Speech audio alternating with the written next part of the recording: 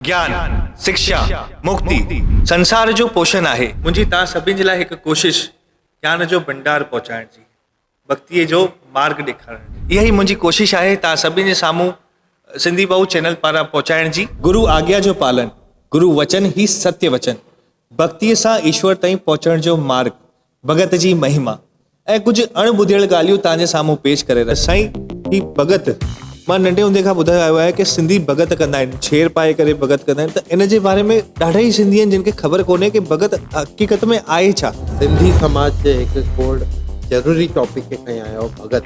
ॿोलीरो हूंदो आहे, मेन भगत हूंदो आहे जी। उन सां 3-4 साजिंदे वारा हूंदा आहिनि, तबले वारा हूंदा आहिनि। ऐं उहे अलॻि अलॻि, उहे सिर्फ़ु ॻाईंदा कोन्हनि, उहे छेर पाए नचंदा, स्टोरी बि ॿुधाईंदा, कहाणियूं ॿुधाईंदा, उहे अलॻि अलॻि इमोशन प्रेज़ेंट कंदा, उहे ॻाईंदे ॻाईंदे रोईंदा, उहे ॻाईंदे ॻाईंदे खिलंदा। उहो माहौल ई अलॻि हूंदो आहे साईं, जेको सॼो माहौल क्रिएट थींदो आहे उहो कुझु अलॻि ई आहे। उन्हनि जी भक्ति में लुप्त थी वेंदा हुया।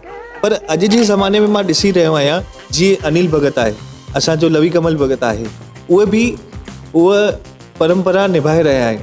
त तव्हां हिन खे केसि ताईं ॾिसी रहियो अॻियां फ्यूचर में? फ्यूचर ॾिसो, हिकु ॻाल्हि त इहा फैक्ट आहे, साईं कंवरराम त वॾी शक्ति हुई आहे, ओड़ा संत त वरी हज़ारे साल में कॾहिं थियनि त।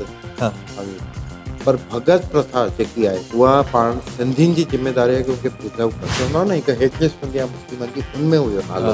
अच्छा, कि पहिरियों साईं कंवरराम जे पुट खे। तव्हांखे इहा ॻाल्हि ख़बर त साईं कंवरराम खे जंहिं ॾींहुं शहीद कयो, एग्ज़ैक्टली 1 साल खां पोइ साईं कंवरराम जे भाउ खे बि गोली वई, उन्हनि खे बि शहीद। इहा ॻाल्हि त साईं कंहिंखे बि ख़बर न हूंदी। जा सक्का भाउ साईं जाड़ाराम, साईं इंसान न हुया, उन सां उन जी भक्ति जो ई बि पाण कंपेयर न करे। उहे तव्हां सोचो न, उन जी भक्ति छा लेवल जी हुई कि उहो अहिड़ी आवाज़ कढनि था, ईश्वर मथे ॿुधी करे हिकु मुअल ॿार खे जीरो करे छॾनि था।